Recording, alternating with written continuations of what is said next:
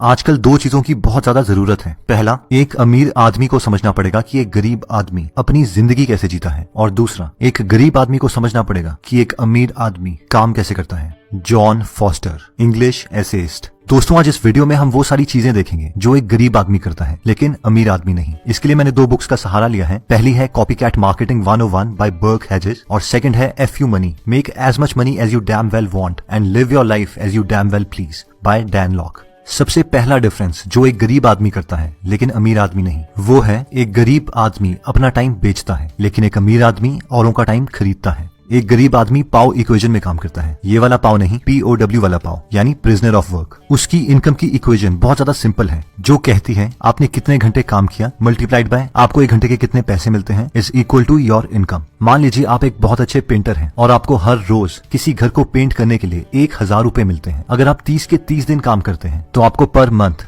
30,000 रुपए मिलेंगे, यानी आपके पूरे साल की सैलरी 3,60,000 रुपए है। अब इस तरीके से काम करने के कई प्रॉब्लम्स हैं। पहला, इस केस में हम मान के चले हैं कि आपने एक मशीन की तरह पूरे साल काम किया है और 3,60,000 आपकी एक इनकम सीलिंग है जिसे तोड़ना आपके लिए बहुत मुश्किल है। सेकंड, आप अपने घर वालों के साथ बहुत कम टाइम गुजार सकते हो। अगर आप उनके साथ टाइम गुजारते भी हो तो भी आप उस वक्त इतने थके होंगे कि आप कुछ एंजॉय नहीं कर पाएंगे। और थर्ड, सबसे इंपॉर्टेंट बात, जब आप एक घर को पेंट कर लेते हो उसके बाद आपको उस घर से कोई एक्स्ट्रा पैसे नहीं आएंगे, क्योंकि आपने काम ही इस तरीके का चूज किया है जिससे पर आर के बेसिस पे ही पैसे मिलते हैं। बर्क हेजेस अपनी बुक कॉपीकैट मार्केटिंग 101 में बोलते हैं कि मान लीजिए आप एक MD डॉक्टर भी हैं, आपके पास एक प्राइवेट क्लिनिक है, 2 रजिस्टर्ड नर्सेज हैं और आप हर साल 15 लाख रुपए कमा रहे हैं। उसके बावजूद आप भी POW में हैं, प्रिजनर ऑफ वर्क हैं, क्योंकि आप भी अपना टाइम बेच रहे हैं। और ये इसलिए है क्योंकि डॉक्टर होने के बावजूद आपको हर पेशेंट को पर्सनली देखना पड़ता है, और क्योंकि आपके पास एक दिन में 24 घंटे से ज्यादा नहीं है, इसलिए इस स्ट्रैटेजी से आप एक पर्टिकुलर इनकम से ज्यादा नहीं कमा पाओगे। लेकिन एक अमीर आदमी की सबसे बड़ी स्किल है उसकी लेवरेज लेने की कैपेसिटी। लेवरेज कोई भी ऐसी चीज है जिससे आप कम एफर्ट लगा के मैक्सिमम आउटपुट दे सकते हैं। जे पॉल गैटी ने कहा था कि मैं खुद का 100% एफर्ट देने के मुकाबले 100 लोगों का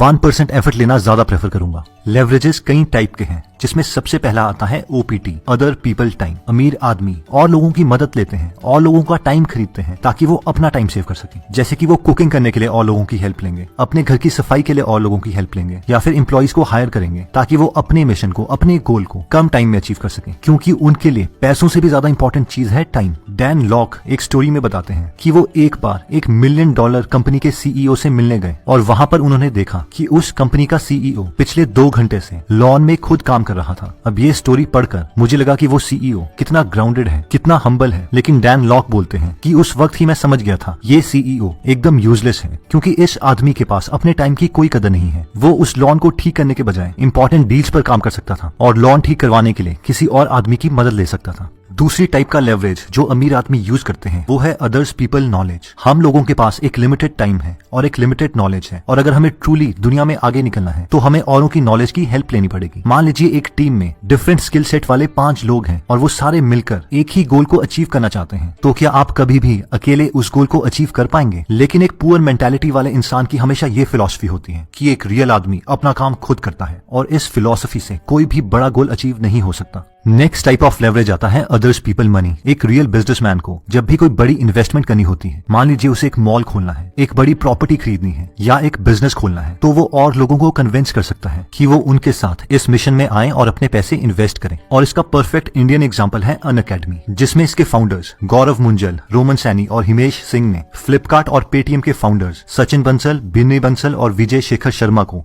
कन्विंस किया कि वो उनकी विजन में पैसे लगाएं और उनसे 2016 में $1 मिलियन इन्वेस्ट करवाए। अब सवाल ये आता है कि सर ये सब तो ठीक है, लेकिन इन सब चीजों में स्टार्टिंग में तो कुछ पैसे चाहिए जो कि हमारे पास है ही नहीं। इसीलिए गरीब और एक अमीर आदमी में नेक्स्ट पॉइंट आता है जो कहता है कि एक गरीब आदमी अपने पैसे सेव करता है जबकि एक अमीर आदमी अपने पैसे इन्वेस्ट करता है। डैन अपनी बुक में कहते हैं कि एक पुअर माइंडसेट वाले आदमी की फिलॉसफी होती है कि उसे अपनी पूरी जिंदगी कंजूसी से जीनी है। सुबह कोई उसे एक्स्ट्रा चाय नहीं पीनी, अपनी फेवरेट मूवी नहीं देखनी, अपनी फेवरेट वेकेशन पर नहीं जाना, और इन सारे पैसों को वो सेव करना चाहता है ताकि अपनी रिटायरमेंट के बाद 60 साल के बाद वो वो एक कंफर्टेबल लाइफ जी सके। और डैन के अकॉर्डिंग ये बहुत ही बुरी फिलॉसफी है, क्योंकि आपने अपनी पूरी जवानी कंजूसी में गुजारी, और वो भी सिर्फ इसलिए ताकि रिटायरमेंट के बाद आप सिर्फ सिक्योर हो सके। इसका मतलब ये नहीं है कि हमें सेविंग नहीं करनी, हमें अपनी सैलरी के कम से कम 20% जरूर सेव करने हैं ताकि एटलीस्ट हम सिक्योर हो सके। लेकिन उसके साथ साथ हमें हाई इनकम स्किल्स अचीव करनी है, जिससे पहले हम अपनी इनकम बढ़ा सकें, उसके बाद उन पैसों को हम इन्वेस्ट कर सकें।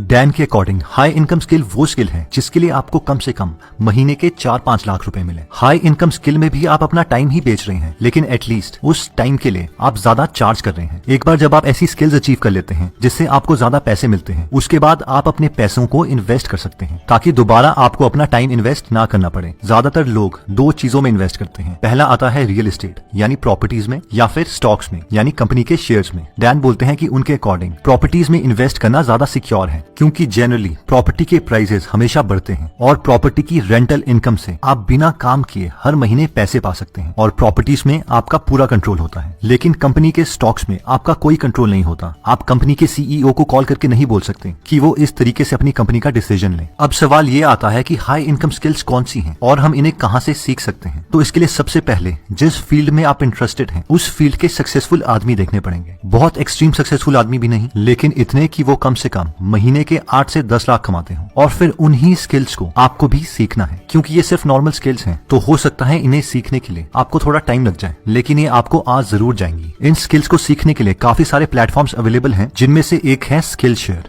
स्किलशेयर एक प्लेटफॉर्म है जहां पर हम डिजाइन से रिलेटेड, बिजनेस से रिलेटेड, टेक्नोलॉजी से रिलेटेड अपनी स्किल्स को इंप्रूव कर सकते हैं। यहाँ पर फेमस पर्सनैलिटीज भी हैं, जैसे कि गेरी वेनरचक, उन्होंने crush it, crushing it, jab jab jab, right hook जैसी फेमस बुक्स लिखी हैं। इसके अलावा इसमें गाय कावासाकी की भी स्किल्स हैं, जिन्होंने the art of the start, the art of the social media जैसी फेमस बुक्स लिखी हैं।